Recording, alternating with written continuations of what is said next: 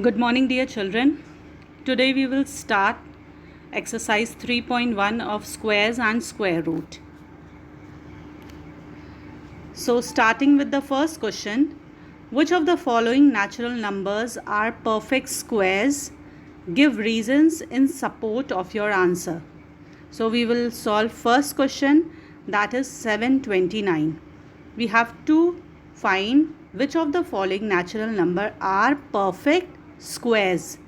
So with prime factorization method, first we will take out prime factorization of 729.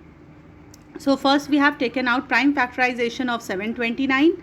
So we have got 3 into 3, 3 into 3 into 3 into 3 into 3 into 3.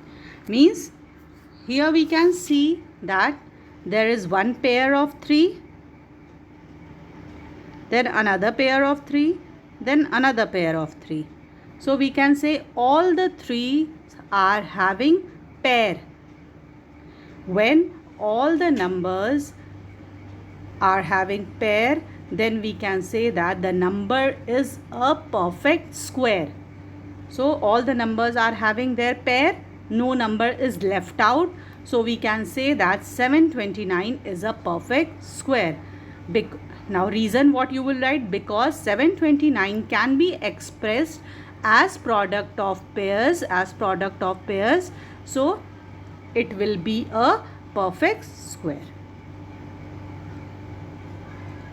So what we will do first we will take out prime factorization, and then we will check all the numbers what we will get will have, if they are having their pair, then the number is a perfect square.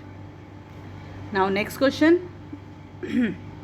Now fourth one, again we have to see whether it is a perfect square or not. So number is 243. So we will take out prime factorization of that. 3 into 3 into 3 into 3 into 3.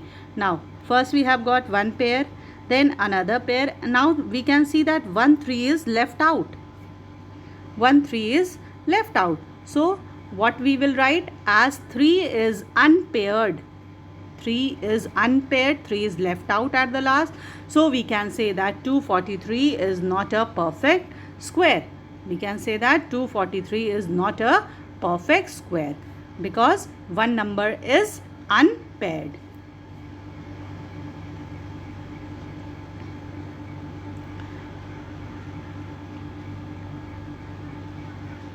Now next question, this is question number third one. So here what we have, the question says that show that each of the following number is a perfect square. Also find the number whose square is the given number. First we have to check whether it is a perfect square or not. So first we will take out prime factorization of that. So when we have taken out prime factorization of that, what has come? 5 into 5 into 5, 11 into 11. Since what we will write, since 3025 can be expressed as the pairs of equal prime factors, therefore 3025 is a perfect square. 3025 is a perfect square. Now what we have to find out, we have to find the number whose square is the given number. We have to find the number whose square is the given number. Means 3025 is square of which number?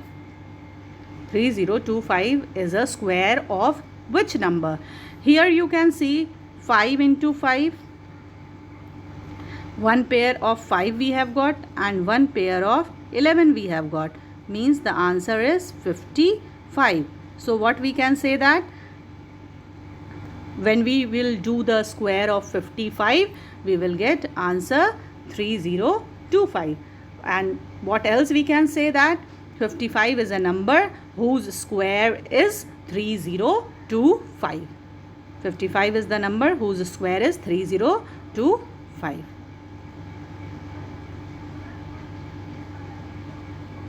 Now first one you can see 1296. Again what we can see here, same process we will do.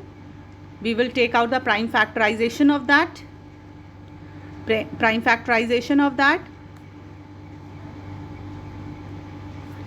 Now we can see that there is a pair of 2, then next 2, then 3, then 3. So we can say that it is a perfect square, and now we have to find the number whose square is the given number. We have to find 129 is the square of which number. So we can see here one pair of 2, then another pair of 2, then another pair of 3, and then 3. So 2 2s are 4, 2 2s are 4, 4 3s are 12, 12 3s are 36. So we can say that when we will do square of 36, we will get 1296. So what we can say, 1296 is a square of 36. 1296 is a square of 36. Now next question number 3025 we have discussed. Now question number 3. Question number 3 says that find the smallest natural number by which 1008 should be multiplied to make it a perfect square.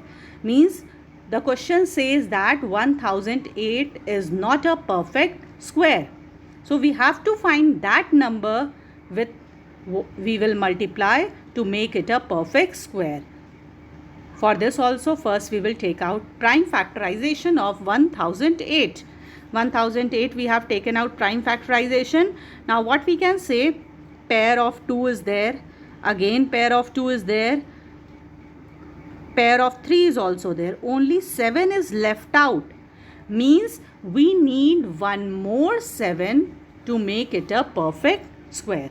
Means if 7 will be multiplied in 1008, it will be a perfect square. So what we can say, since 7 is left unpaired, so to make 1008 a perfect square, it should be multiplied by 7. So 7 will be the smallest natural number by which 1008 will be multiplied to make it a perfect square. Now question number 4. Find the smallest natural number by which 5808 should be divided to make it a perfect square. Also find the number whose square is the resulting number. So again you will take out, means it is said that 5808 is not a perfect square. You have to find out with what number it will be divided to make it a perfect square. So we will take out prime factorization of 5808 again. Now what we will see, what we can see here, one pair of 2 is there, one pair of 2 is there, one pair of 11 is there, and 3 is left unpaired. So what we can do, we can remove 3 from there. So what we can say, when 3 will be divided by 5808, it will be a perfect square. That is why it is written 3 is left unpaired. To make 5808 a perfect square, it should be divided by 3. So when we will divide by 3, what will come? 1936. When we will divide 5808 by 3, it will come 1936. 1936, and then what we will do, again you can take out prime factorization of 1936 and you can find out of whose number it is. So 44 answer will come. Means when we will do square of 44, answer will come 1936. So 44 is a number whose square is 1936. This was all about exercise 3.1. Now in the next lecture we will study the properties of a square number.